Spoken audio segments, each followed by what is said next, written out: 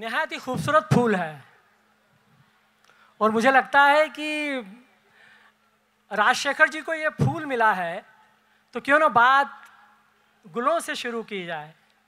मुझे लगता है कि राजशेखर जी के जो गीत हैं उनमें नाजुक फूलों की रंगत भी है और खुशबू भी है, और इस फूलों के जरिए, इस खुशबू के जरिए वे मोहब्बत की और इश्क की एक ऐसी खूबसूरत इबारत लिखते हैं जो आपकी और हमारी ही बात है, आपकी और हमारी ही ख्वाहिश है, और आपकी और हमारे ही ख्वाब हैं। और ऐसे ख्वाब और ऐसी ख्वाहिशें जो हमारी ज़िंदगी को कुछ और हसीन बनाती हैं, कुछ और मोहक बनाती हैं, कुछ और मानीखेज बनाती हैं। मैं चाहता हूं कि मैं कहूं, इससे बेहतर है कि राजशेखर जी अपने इश्क और मोहब्बत के एहसास से थरथराते गीतों के बारे में वो खुद बात करें, वो खुद बताएं। तो चूंकि फूलों से ये सिलसिला शुरू हुआ है बातचीत का, तो मैं राजशेखर जी से पूछूंगा कि उनके मन में गीतों का पहला अंकुर या पहला गुलाब की पंखुड़ी कब खिली? पहले तो आप सब लोगों का बहुत शुक्रिया, थैंक यू। लिट चौक में दूसरी बार आ रहे हैं। एक गाना हमने सुना था, वैसे तो तुम्ही ने हमें बर्बाद किया है, इल्ज़ाम किसी और के सर जाए तो अच्छा। तो वो मैं आप लोगों के लिए कह रहा हूँ, इंदौर वालों ने मुझे बर्बाद कर दिया प्यार में। क्या बात है, बहुत सुंदर, बहुत सुंदर। पिछली बार जब आए थे तो मेरा वजन 10-12 किलो कम था इससे। 3 दिन में ये हालत हो गई कि लगने लगा कि ये डाइटिंग वाइटिंग सब बेकार की चीज़ है, असली मामला यही है। हम एक बार सराफा की गलियों में घूम आए थे और वहाँ से हमारी बर्बादी आप देख रहे हैं कि क्या हाल है हमारा। बहुत शुक्रिया लिट चौक को मुझे फिर से यहाँ आप लोगों से मिलवाने के लिए। और एक बात मैं कहूँगा अपने बहुत प्यारे वॉलंटियर्स के लिए, कमाल हैं आप लोग, बहुत प्यारे हैं। तालियां, तालियां। मतलब ऐसा लगता ही नहीं कि, ये लगता है कि आपका इवेंट है, ये नहीं लगता कि आप 2 दिन के लिए इससे जुड़े, आप ऐसा लगता है कि आपका एक नाता है इससे। तो बहुत शुक्रिया आपका भी, धरा जी, निखिल जी और हेमंत भैया, सबको बहुत शुक्रिया आप सबका। एक बात और पहले क्लियर कर लेते हैं हम। यार वो झोला था सबके पास में, एक झोला, बहुत प्यारा सा एक झोला था, वो मिलेगा ना हमको भी? तो लेखक का झोला, लेखक का झोला, वो हम झोला उठा के कहीं जाने वाले नहीं, हम वापस बार बार यहीं आएंगे। बिहार से है और कई बार बोलते हुए श को स, फ को फ, नुक्ते अपने हिसाब से लगाते हैं, तो आप लोग एडजस्ट कीजिएगा। जहाँ तक गाने की शुरुआत की बात हुई, पहले कभी नहीं, इनफैक्ट आज तक नहीं सोचा कभी कि गाना लिखूंगा। मैं बिहार में पढ़ाई कर रहा था, पहले कविताएं लिखता था बचपन में, पर कविताएं इसलिए लिखता था कि कविताओं में ना झूठ बहुत अच्छे से आप बोल पाते हैं। तो खूबसूरत झूठ, खूबसूरत झूठ, रेशमी झूठ, रेशमी। तो ये बचपन से ये सिलसिला शुरू हुआ, कविताएं लिखता था। उसके बाद मैं दिल्ली यूनिवर्सिटी में पढ़ाई करने आ गया। वहाँ से सारे दोस्त एक एक करके बम्बई चले गए। हम जब बम्बई जा रहे थे तो हमें पता भी नहीं था कि हम क्यों जा रहे हैं, पर दोस्तों के बिना वो शहर बहुत अधूरा सा लग रहा था, तो हम उनके बहकावे पे हम भी बॉम्बे चले गए। बॉम्बे गए, कुछ पता नहीं था कि क्या करना है। हम बतौर असिस्टेंट डायरेक्टर वहाँ पे लग गए, और हम दावे के साथ कह सकते हैं कि दुनिया के सबसे खराब असिस्टेंट डायरेक्टर थे हम। एक नंबर के भुलक्कड़ आदमी। तो हमको बहुत गालियाँ पड़ती थी वहाँ पे। तो एक दिन हमारे डायरेक्टर ने कहा, यार तुम तो गाने भी लिखते हो, मतलब कविताएं लिखते हो, तुम गाने क्यों नहीं लिखते? ये बात है तनु वेड्स बनू तब बन रही थी हमारी, मतलब मैं उस फिल्म पे असिस्टेंट डायरेक्टर था, और हमारे डायरेक्टर ने कहा कि यार तुम कविताएं लिखते हो, जब तक कि असल का लिरिसिस्ट नहीं आ जाता तुम तब तक कुछ लिखो ऐसे। वो इसलिए नहीं कह रहे थे कि वो एक्सीडेंटल है मामला। एक्सीडेंटल है सर वो। अच्छा, वो इसलिए नहीं कह रहे थे कि उन्हें लग रहा था कि मैं अच्छा लिखूंगा, क्योंकि मैं असिस्टेंट डायरेक्टर इतना खराब था, तो उन्होंने कहा कि हटाने के बदले इसको चलो गाने लिखवा लेते हैं। दूसरा काम दे दिया जाए। दूसरा काम दे दिया जाए। और हमने जो अभी लास्ट गाना आप सुन रहे थे, वो हमारा पहला गाना था हमारी जिंदगी का, ए रंगरेज मेरे। अरे क्या खूबसूरत गीत है, वाह, तालियां। तो वो गाना जब हमने लिखा तो डायरेक्टर साहब ने कहा, मैं एकदम सच बता रहा हूँ, डायरेक्टर साहब ने कहा कि इस सिचुएशन पे कुछ लिख के ला। मैं अगले दिन लिख के पहुंच गया, तो वो मैंने सुनाया उनको ये गाना, आनंद एल राय। उनके हाथ में ना एक पानी का ग्लास था, वो बहुत देर तक ग्लास को देख रहे थे। अब मेरे दिमाग में आ रहा था कि पानी फेंक तो नहीं दे इसे मेरे पे, यहाँ भी पिट गए। पर उन्होंने पानी पिया और फिर उन्होंने गले लगाया, कहा कि यार तुमने तो अच्छा लिख दिया यार। तो मैंने कहा इसमें ताज्जुब की क्या बात है, मतलब ठीक है कुछ।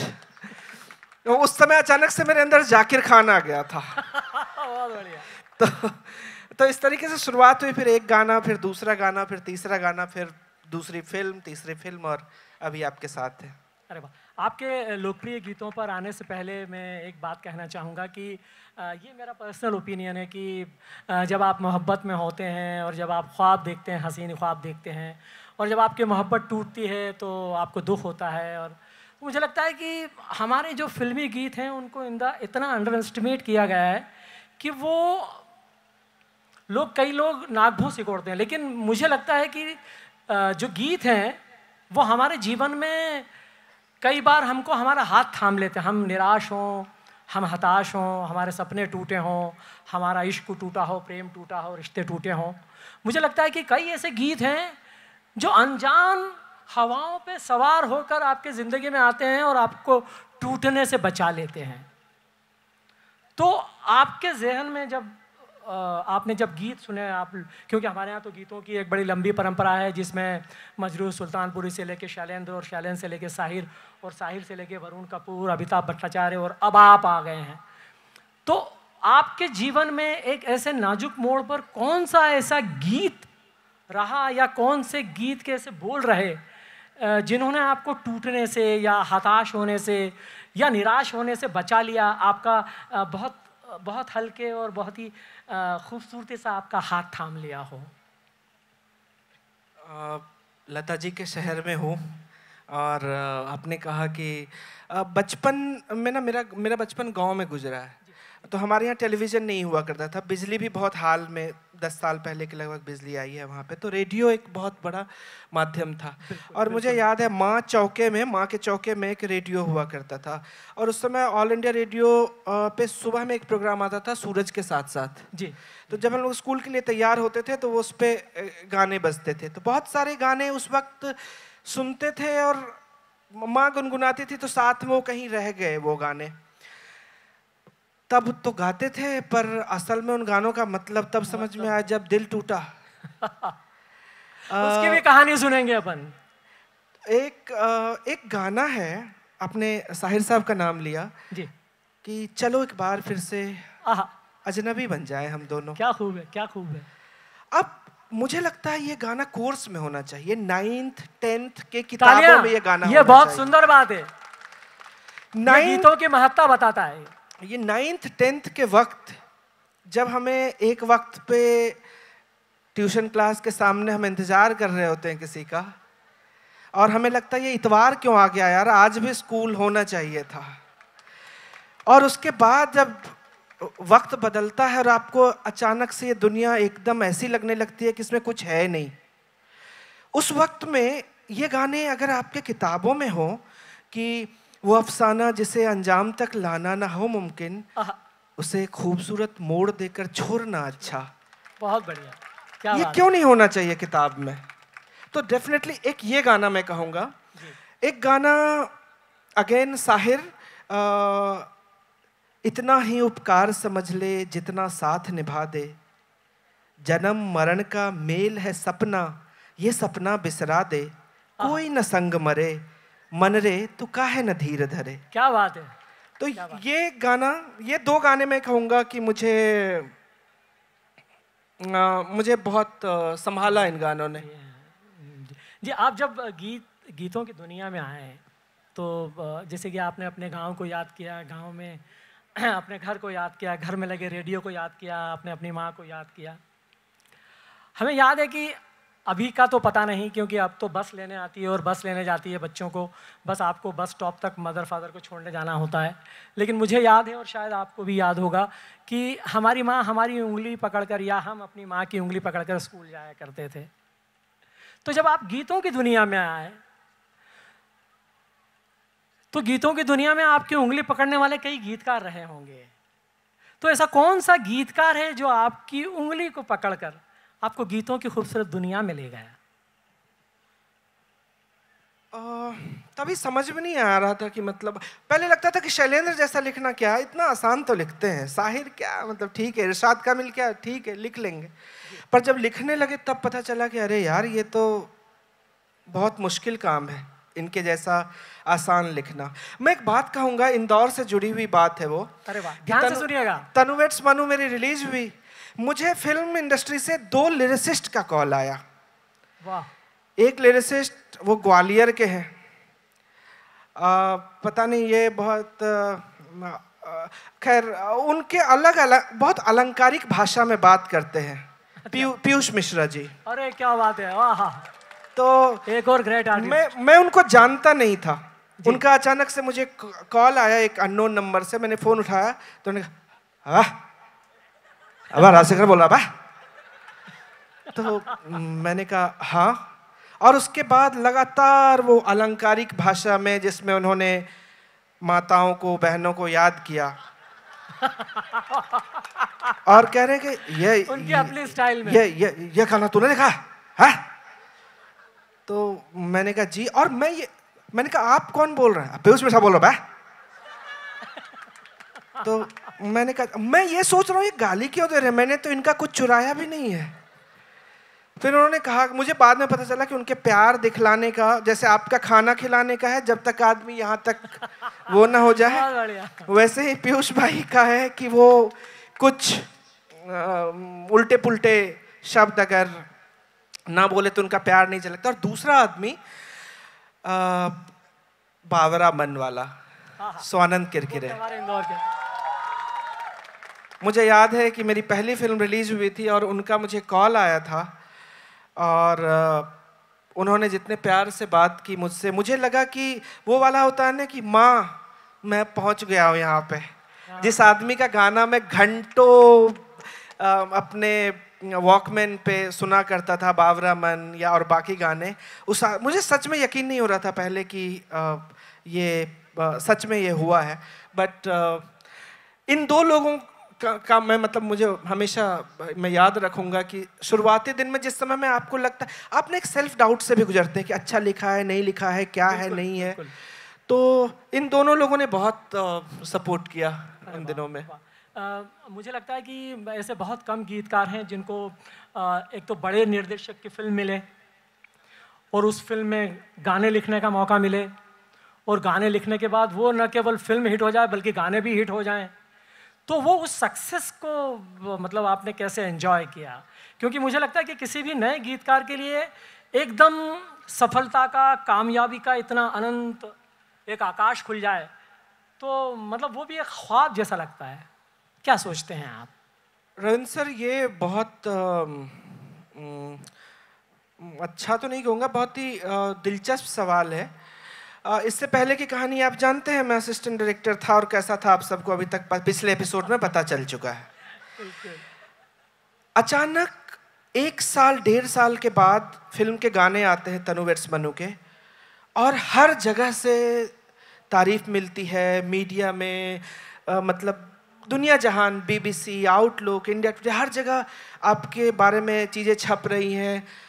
और मेरे साथ वो भी हुआ जो कि साहिर के साथ या इन लोगों के साथ हुआ करता था। मुझे बहुत सी चिट्ठियाँ भी आई जगह जगह से कि मुझे इतना पसंद आ रहा है, जो कि आप आपको लगता है कि हाँ यार, शायरों को और कवियों को खूबसूरत महिलाओं की चिट्ठियाँ आती हैं, आई मेरे पास, वो एक वक्त था, ये हुआ।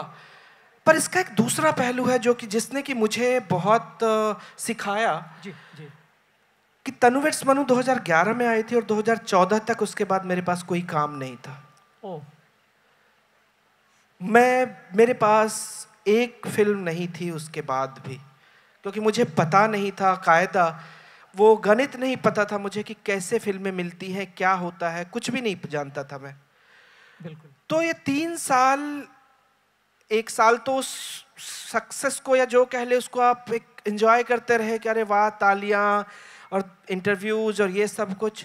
पर उसके अगले 2 साल बाद जब होश में आए तो लगा कि अरे ये क्या हो गया, आगे क्या। और उन दिनों में मैंने टेलीविज़न लिखा काफ़ी। अगर टेलीविज़न नहीं लिखता मैं, तो मैं शायद लौट चुका होता अपने घर। तो एक वक्त ऐसा भी है और दूसरा उसका एक पहलू ऐसा भी है कि उस सक्सेस का जब आपको, हालांकि मैं मतलब ये नहीं कह रहा हूँ कि मैं बहुत घमंडी हो गया था और मैं लोगों से बातें नहीं कर, पर पता नहीं क्यों नहीं चीज़ें उस तरीके से कन्वर्ट हो पाई। बट उस 2 साल का जो अकेलापन था, वो 2 साल का, उस 2 साल उसने सेल्फ क्वेश्चनिंग का एक बहुत सारा वक्त दिया कि ये ना हमेशा के लिए नहीं रहने वाला है। ये आपको काम करते रहना होगा और अपनी ईमानदारी से काम करते रहना होगा। और मैंने टेलीविज़न में, तो टेलीविज़न का एक बहुत मजाकिया किस्सा है कि टेलीविज़न में मैं ना क्राइम सीरियल्स लिखता था। अच्छा। तो मुझे पता नहीं यहाँ नाम लेना चाहिए, पर क्राइम सीरियल आप समझ रहे होंगे जो डेली आते हैं, ठीक है। तो मुझे ना उन दिनों में 25,000 रुपये मिलते थे पर एपिसोड, और तनुवेट्स मनु में के गाने में इससे बहुत कम मिले थे। तो मुझे एक तरह से लगता था हाँ यार ठीक है, तालियां क्या करेंगे, मकान मालिक तो तालियां नहीं ले रहा रेंट में, तो ये पैसे मिले। मुझे एक समय में आदत लग गई थी पैसे की। मैं बुलेट देखता था ना तो मैं कन्वर्ट करता था 6 एपिसोड कुछ भी मतलब घड़ी देखी, हाँ इसमें तो 3 घड़ियां खरीद लूंगा एक एपिसोड में, तो हाँ ये इस तरीके से मैं सोचने लगा था ये। बट टेलीविजन ने और उस वक्त ने बहुत सिखाया। जी जी बिल्कुल बिल्कुल। अच्छा, मैं आपके जब गीत सुनता हूँ तो एक बात मुझे बिल्कुल साफ हो जाती है। ऐसा एक वक्त ऐसा आया था जब लोगों को बॉलीवुड के गीत बिल्कुल पसंद नहीं आते थे, और जो बहुत अच्छे रसिक श्रोता हुआ करते थे उनका ये कहना था कि बॉलीवुड के गीतों से अब पोएट्री गायब हो गई है, मतलब उसमें कविता नहीं है, बाकी सब है। नहीं, मुझे तो आपके गीतों को सुन के लगा कि अब वो, और बाकी आपके समकालीन गीतकारों को गीतों को सुन के लगा कि अब बॉलीवुड के गीतों में पोएट्री की वापसी हुई है। आप क्या सोचते हैं? सर यहाँ पे मेरी राय आपसे थोड़ी सी अलग है। मुझे लगता है कि कविता हमेशा से रही। जिस वक्त में 90s को बहुत एक्यूज़ किया जाता है कि 90s में बहुत सारे ऐसे, पर आप ये सोचिए कि 90s में इमरजेंस ऑफ गुलजार साहब एक तरीके से दूसरी पारी में वो बहुत धुआंधार बल्लेबाजी कर रहे थे। जावेद साहब थे, इरशाद भाई उस समय में आ चुके थे शुरुआती दिनों में, लेट 90s में। नहीं, इरशाद भाई 2004 में आए हैं। पर मेनली ये 2 लोग काफ़ी अच्छा, और कितने सारे गाने, दिल से वगैरह के गाने, ताल, ये सारा रहमान साहब का पूरा काम, विशाल भारद्वाज का पूरा काम, शंकर एहसान लॉय का कितना सारा काम, ये उस वक्त में आया था। तो मुझे लग रहा है कि हाँ, ये बात हो सकती है कि बहुतायत में वैसे गाने आ रहे थे जिसमें कि कविताओं का वो कम था। बट हाल के सालों में मैंने ये देखा है कि अच्छा, 2 भाग में हमेशा से रहा है फिल्मी गीत लेखन। एक जो कि मतलब जिनको पहले ही दिन वो चाहिए कि 5 मिलियन व्यूज हो जाएं। दूसरा है कि जिनको कि ये चाहिए कि हम लंबे समय तक रहें, लोगों के बीच रहें, और इस तरह। तो मुझे लगता है दोनों तरह की चीज़ें चलती हैं। बिल्कुल बिल्कुल। अच्छा, आप ये मानते हैं कि ऐसा, हालांकि ये म्यूज़िक कंपनी का बहुत ह्यूज इन्वेस्टमेंट के बाद ये चेंजेस आया कि जो म्यूज़िक इंडस्ट्री है और वो अपने म्यूज़िक डायरेक्टर से कहती हैं या फिल्म प्रोड्यूसर से कहती हैं कि आप ऐसे गीतकारों से गाना लिखवाइए जो कॉलर ट्यून बन सकें उनके मोबाइल के और उनका बिजनेस चल सके। और शायद इसीलिए शीला की जवानी और चिकनी चमेली और ज़बरा फ़ैन हो गया और बेबी को भी बेस पसंद है, कुछ इस तरह के गाने आए जिसमें एक क्या बोलते हैं उसको, एक पंच लाइन, हुक लाइन या पंच लाइन या कुछ ऐसा क्वाइन कर देते हैं वो जिससे गाना चल पड़ता है। तो लेकिन आपके गीतों में मुझे कभी इस तरह का वो जो एक व्यापार का जो नज़रिया है वो सक्रिय नहीं दिखता है। आप क्या सोचते हैं? सर ये तो लांछन है मेरे पे। मतलब धंधा बंद हो जाएगा। ये अगर म्यूजिक लेवल वाले देख ले तो तो और काम कम हो जाए मेरा कि हुक लाइन पर। मेरा एक गाना अभी आया है, ऐसे क्यों। हाँ, अरे वो तो बहुत सुंदर है, वो बहुत सुंदर है। और मुझे लगता है कि ये राजशेखर जी ने बहुत ही अच्छा छेड़ दिया है। हम चाहते हैं कि राजशेखर जी ने जो बहुत बेहतरीन गीत लिखे हैं वो गीत न होकर कविता हैं।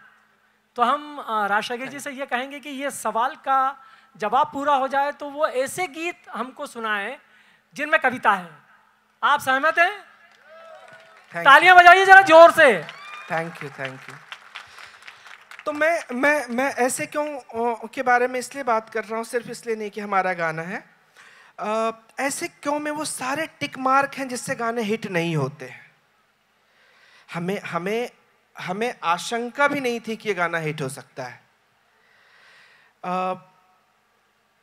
मैं आपको कुछ टर्म्स बताता हूँ जो कि हमारे म्यूजिक स्टूडियो के अंदर की बात है। 2 मिनट 50 सेकंड से 3 मिनट 20 सेकंड का गाना होना चाहिए, ज़्यादा चलता है क्योंकि रेडियो पे वो ज़्यादा सुनाए जा सकते हैं। कोई बीट हो अच्छी, हुक हो, और नाम लेना ठीक नहीं है पर कुछ सिंगर्स अगर गा दें वैसे जो कि चल रहे हैं, इन है, वाइब है, ब्रो टाइप, तो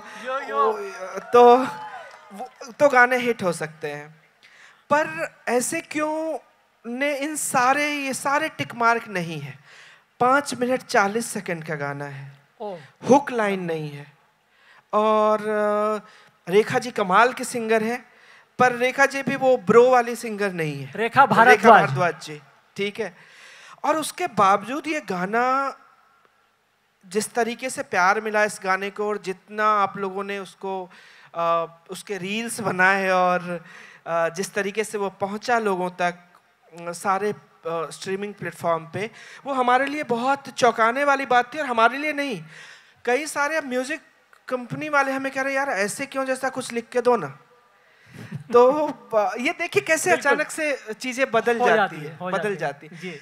और मैं म्यूजिक कंपनी को भी इस तरह से ये कहूंगा कि वो तो व्यापार करने बैठे हैं। बिल्कुल ह्यूज इन्वेस्टमेंट है। हाँ, तो उनके लिए भी लगता है कि जो बिक रहा है वो बेचते हैं, अच्छा है।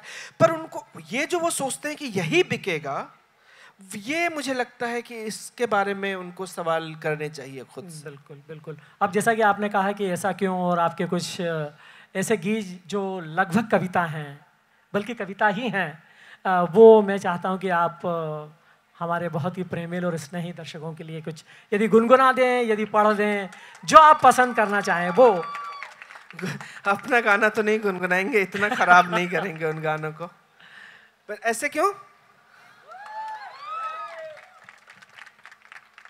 ऐसे क्यों। वो दानिशा भी कुछ फरमाइश कर रही है उधर से, धरा जी भी कुछ कर रही हैं। ऐसे क्यों, कुछ तो लिखती हूँ, लिख के मिटाती हूँ मैं रात भर। ऐसे क्यों, बातें खुद की ही खुद से छुपाती हूँ मैं आजकल। पर ये सब सोचना, दिल को यूं खोलना, सब कुछ कह के ही सबको बताना जरूरी है क्या। क्या बात है, थैंक यू। ऐसे क्यों, अच्छा लगता है उसके होठों पे मेरा नाम। ऐसे क्यों, कुछ भी बोले वो मन में घुलता है ज़ाफ़रान, गिरता है गुलमोहर ख्वाबों में रात भर। ऐसे ख्वाबों से बाहर निकलना ज़रूरी है क्या। अक्सर तुमसे मिलकर मुझको घर सा लगता है। वाह, इंदौर वालों के लिए। क्या बात है, तालियां हो जाए। अक्सर तुमसे मिलकर मुझको घर सा लगता है, फिर क्यों दिल ही दिल में कोई डर सा लगता है।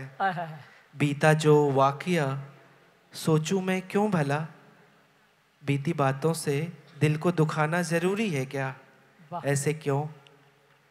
Thank you. थैंक ये तो ज्यादती होगी इंदौर के साथ और लिट चौक के साथ भी, कि आप सिर्फ मतलब एक कविता पढ़कर, और वो भी ऐसी कविता कि एक ही ख्वाब में जीवन भर रहने की ख्वाहिश पैदा हो जाए। मुझे लगता है कि कुछ आपके ऐसे गीत कुछ 2-4 पढ़ दीजिए, और कभी ऐसा मन करे कि उसको गुनगुनाना है तो गुनगुना भी दीजिए। इस गाने के बारे में हमें डायरेक्टर ने कोई ब्रीफ नहीं दिया था, तो आनंद राय जी की बहुत अच्छी बात है, उनसे पूछो कि ये, वो कहते क्या है सिचुएशन, बोले तू बता। मैं कह रहा हूँ यार, तो मैंने अपने मन से बताया उनको। मैंने कहा कि सर बचपन में ना इतवार को एक शैम्पू हुआ करता था क्लिनिक प्लस, पता नहीं अब याद है आप लोगों को कि नहीं, बहुत अच्छी खुशबू थी उसकी। तो कोई क्लिनिक प्लस से बाल धो के पास से गुजर जाए तो कैसी सी एक मध्यम सी खुशबू आती थी। तो मैंने कोशिश की कि वैसा ही कुछ, मैंने कहा कि मुझे लग रहा है इतनी ही खुशबू होनी चाहिए इस गाने में, ये इत्र वाला गाना नहीं है। पर वो भी सुनेंगे आपसे, इश्क का इतर। कितने दफे दिल ने कहा, दिल की सुनी कितने दफे, कितने दफे दिल ने कहा, दिल की सुनी कितने दफे, वैसे तो तेरी नाम में भी मैंने ढूंढ ली अपनी खुशी, तू जुगर हाँ कहे तो बात होगी और ही।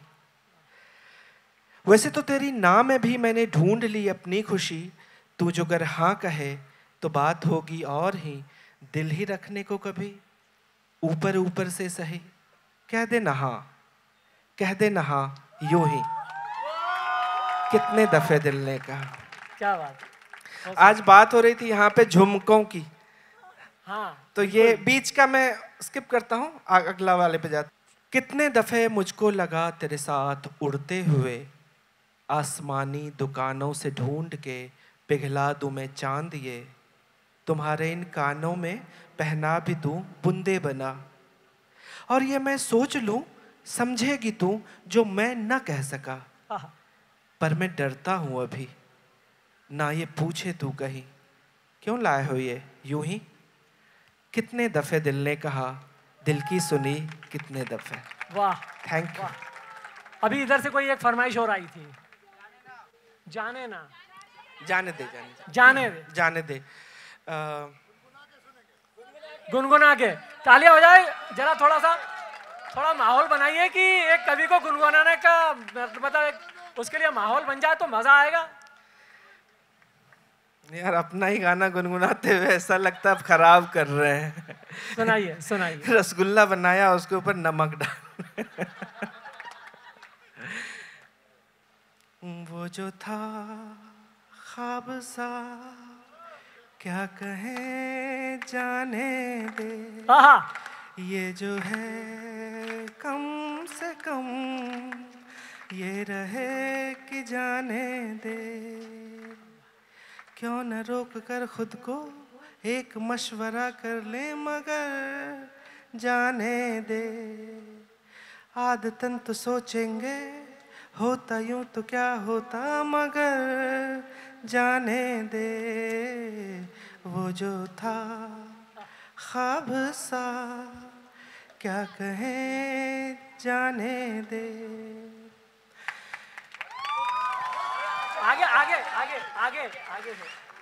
बीता जो बीते ना, हाय क्यों आए यूं आंखों में, बीता जो बीते ना, हाय क्यों आए यूं आंखों में, हमने तो बेमन भी सोचा ना, फिर क्यों आए तुम बातों में, पूछते जो हमसे तुम जाने क्या क्या हम कहते, मगर जाने दे, आदतन तो सोचेंगे बढ़िया, आदतन तो सोचेंगे होता यूं तो क्या होता, मगर जाने दे, आशा नहीं है मगर, ये कितनी बार हम लोग कहते हैं कि हो गया अब ये आखिरी मोहब्बत थी। गुलजार साहब ने बहुत अच्छी बात कही, पहली बार मोहब्बत की है, आखिरी बार मोहब्बत की है। क्या बात है। आशा नहीं है मगर आशा नहीं है मगर जाना नहीं अब उधर, मालूम है जहां दर्द है वहां फिर भी क्यों जाएं, वही कश्मकश वही उलझने वही टीस क्यों लाएं, बेहतर तो ये होता हम मिले ही ना होते, बेहतर तो ये होता हम मिले ही ना होते, मगर जाने दे आदतन तो सोचेंगे होता यूं तो क्या होता, मगर जाने दे। वाह Thank वाह you. वाह, तालियां तालियां। थैंक अच्छा, राजशेखर जी जब गुनगुना रहे थे तो मैं भी अपने मतलब पुराने दिनों में लौट गया और मैं इनके सर मैं भी बहुत पुराना हूँ, खाली स्नीकर्स पहन लिया है मैंने। तो मुझे ये गीत सुनते हुए एक बात याद आ रही है कि जब हम गीत सुनते हैं तो हमारे जहन में हमारे उन दिनों की जो जीवन के शायद सबसे खूबसूरत दिन होते हैं उसकी कुछ छोटी छोटी कहानियाँ, छोटे छोटे प्रसंग, छोटी छोटी बातें याद आने लगती हैं। तो मुझे लगता है कि हर गीत के पीछे कोई एक कहानी होती है।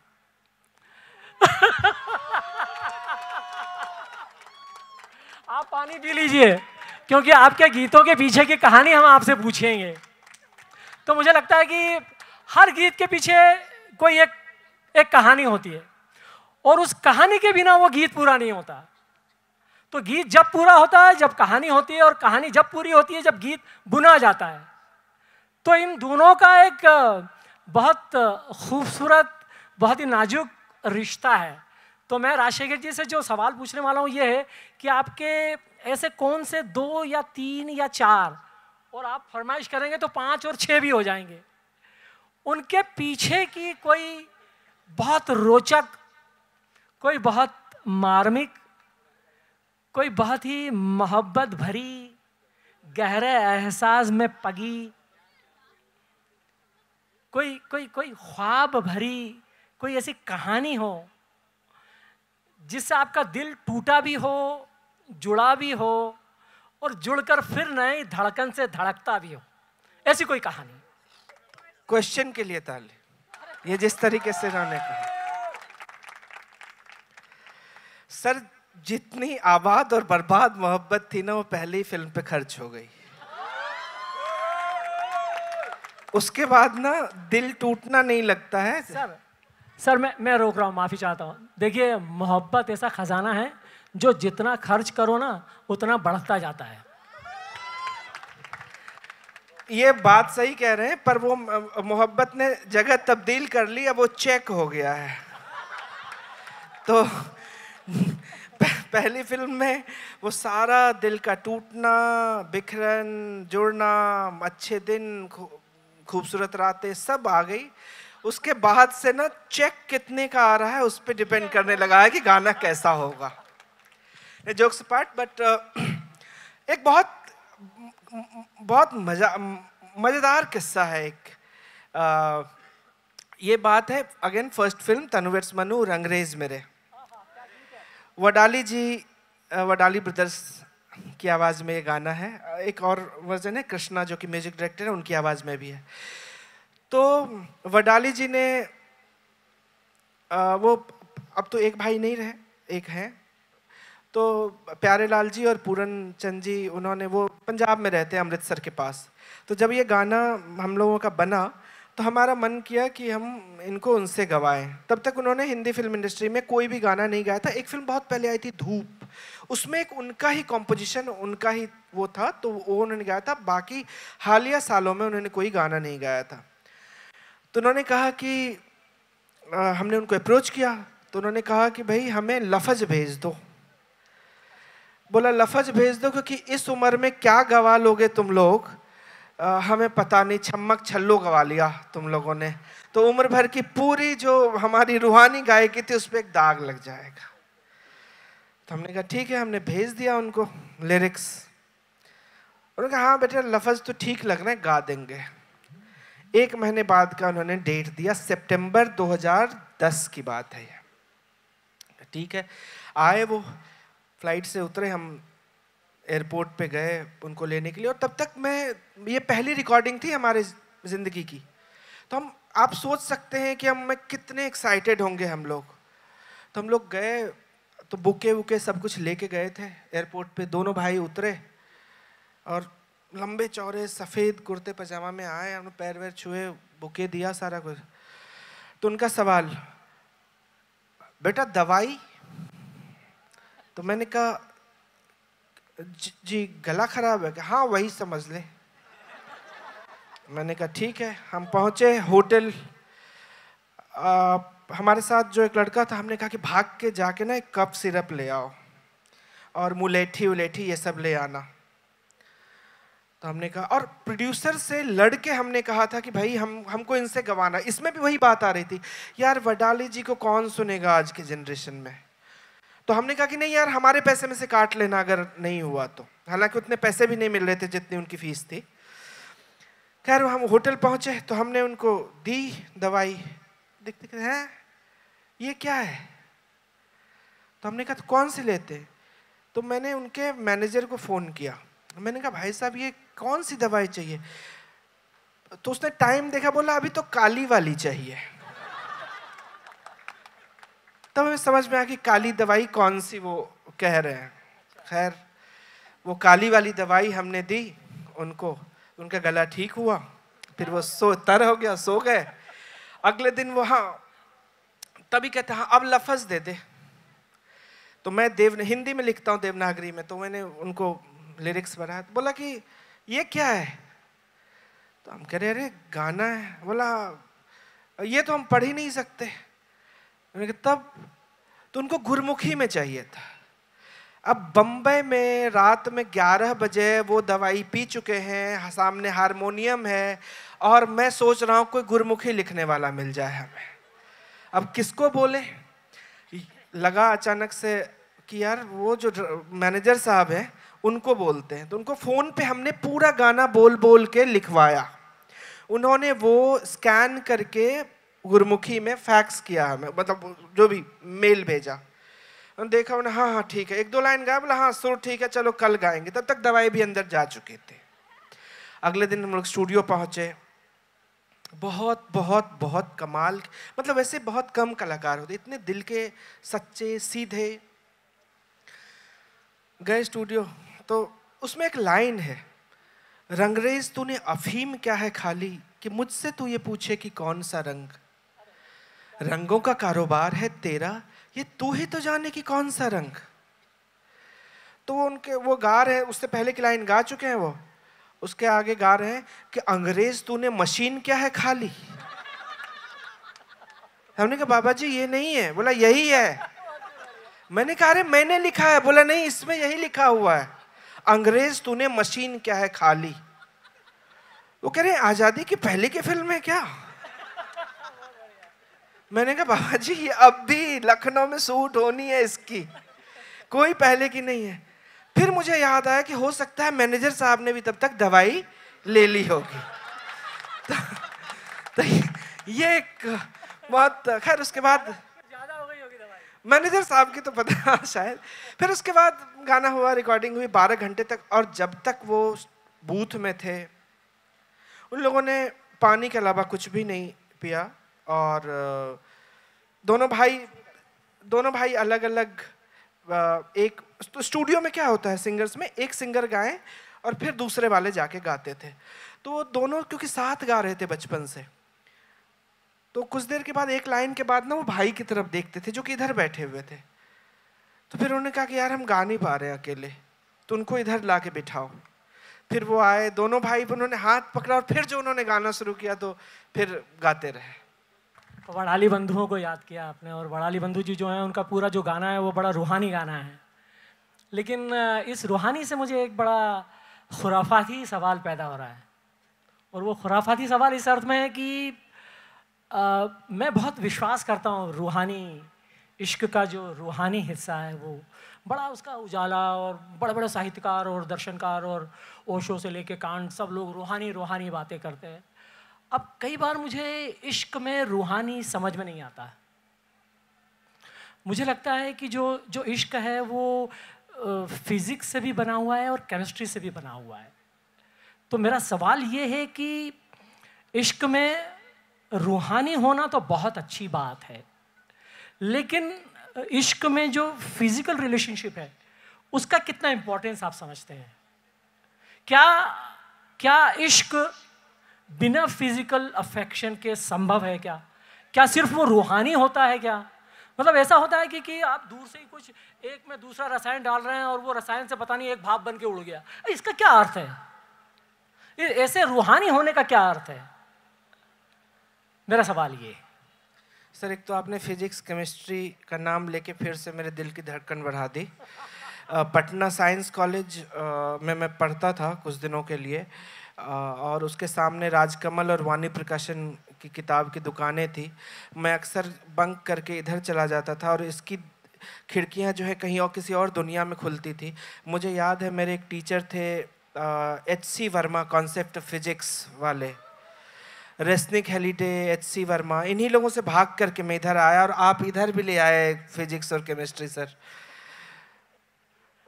जहाँ तक मैं जितना समझ पाया आपके सवाल का मतलब गाने में वो फिजिकलिटी का, वो बस वही। हेलो। मेरा एक गाना था, इशक नाम की एक फिल्म थी, वो रोमियो जूलियट का एक एडेप्टेशन था। फिल्म बहुत अच्छा नहीं कर पाई। उसमें एक गाना था बॉल रूम का, रोमियो एंड जूलियट में बॉल रूम का वो होता है।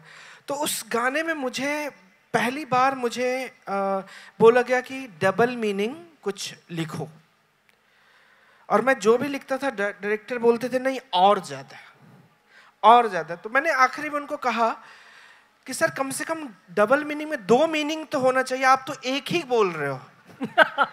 एक ही, फिर वो वही सरकाइलो खटिया ही होगा फिर।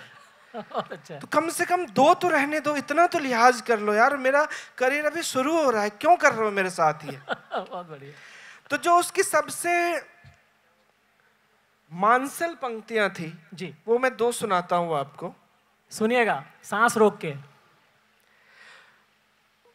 एक छोटी सी, एक उसमें एक रिलेशनशिप है जो कि समाज की नज़रों में सही नहीं है। तो वो एक लड़की कहती है कि ये रात दर्द ये जोबन, ये रात दर्द ये जोबन, हर घूंट घूंट हम निगले, तुझे सिलवट सिलवट चखने हम पारा पारा पिघले, और रात बिताए बेमनवा तू जन्ने तिन्ने रे, सब इन्ने उन्ने हो गया सब इन्ने उन्ने रे। वाह वाह वाह वाह, बहुत बहुत बढ़िया। अच्छा, आपने अभी गुलजार साहब को याद किया, और हमारे यहाँ फिल्मों में शैलेंद्र, मजरूह, और उसके पहले राजेंद्र कृष्ण, और अब अमिताभ भट्टाचार्य और वरुण ग्रोवर और आप हैं उसमें, और एक पूरी एक नई ब्रीड गीतकारों की आई है। तो मैं आपसे ये पूछ रहा हूँ कि गीत लिखते वक्त ये बात सही है कि जब आप गीत लिखते हैं तो आपको एक सिचुएशन दी जा सकती है और आप एक कैरेक्टर को ध्यान में रख के लिखते हैं, लेकिन जब आप गीत लिखते हैं तो कब आप नहीं होते हैं और कब आप होते हैं? हर गाना लिखने से पहले, एकदम बिल्कुल सच बात कह रहा हूँ, हर गाना लिखने से पहले लगता है कि ये गाना बस निकल जाए, ये हो जाए, अगला नहीं हो पाएगा हमसे। अच्छा। और जब गाना हो जाता है ना तो लगता है हो गया, ये कैसे हुआ। सच बता रहे हैं, मतलब कहाँ से शुरू करें, क्या लिखें, क्या। और अच्छा, एक चोरी वो होती है जो कि हम खुद से करते हैं, अपने किसी गाने को रिपीट कर लें या चुरा करके उसकी पंक्तियां यहाँ डाल लें, तो उसमें तो मज़ा नहीं है फिर। तो कई बार मैं नहीं रहता हूँ। एक हमारी फिल्म आई थी तुम्बाड़। हाँ, तुम्बाड़, उसका टाइटल सॉन्ग बड़ा जी सुंदर था, मतलब उसमें साउंड का मजा था उसमें। जी, वो बहुत एक तरह से बहुत कठिन गाना भी था। तुम्बाड़ का जो किरदार है विनायक, जिसके लिए मैं गाना लिख रहा था, वो कतई लोभी और मतलब सारे अवगुण थे उसमें। मैं एज ए लिरिसिस्ट, ये मेरा काम नहीं है कि मैं जज करूं उसको, मैं उसकी नुमाइंदगी कर रहा हूं, मैं उसके लिए लिख रहा हूं। तो वो कहता है अपने बच्चे को, अब मुझे उसको जस्टिफाई करना है कि उसके सारे ये जो बुरे काम हैं, कोट एंड कोट बुरे काम है, लोभ और ये बाकी सारी चीज़ें जो हैं, वो अपनी पत्नी से ठीक व्यवहार नहीं करता, वो बाकी जगहों पे जाता है, इसको जस्टिफाई करना है। वो किसको करेगा? वो अपने बच्चे को बोल रहा है, क्योंकि हिस्ट्री की भूख जो है ना, वो बहुत बड़ी भूख होती है, लेगेसी की भूख। तो वो कहता है कि उजली थी तो मेरी वासना, उसी से धुली मेरी आत्मा। दर दर घूम घाम धूल छान स्वर्ण खान लिया, तम तम यम समान कांप प्राण हक बकाए हिया। अरे आओ ना तुम बाढ़ जोगना है, अरे जाओ ना तुम बाढ़ भोगना है। वाह वाह, क्या बात है, क्या बात है। मुझे लग रहा है कि हम लोग लगभग 45 मिनट 50 मिनट से हमारा ये गुफ्तगू का एक बड़ा खूबसूरत सुरीला सिलसिला चल रहा है, और बात इतनी हो गई है, और उसके पहले भी जो गीत लिखे गए हैं वो आपके लोगों के जहन में कहीं ना कहीं तो गूंज ही रहे होंगे। तो इस बातचीत के आधार पर और जो आपने गीत सुने हैं राजशेखर जी के, उसके आधार पर आपके मन में कोई सवाल हो तो हम सिर्फ कुल 4 सवाल लेंगे, 3 सवाल इधर से और 1 सवाल इधर से। कर्नल साहब भी पूछने वाले थे 1 सवाल, और 3 सवाल हम इधर से लेंगे। तो मैं हमारे साथियों से निवेदन करूंगा कि जो लोग भी राजशेखर जी से, और एक बहुत विनम्र निवेदन करना चाहता हूं कि सवाल बिल्कुल स्ट्रेट फॉरवर्ड हो, मतलब वो सवाल के रूप में ही पूछे जाएं।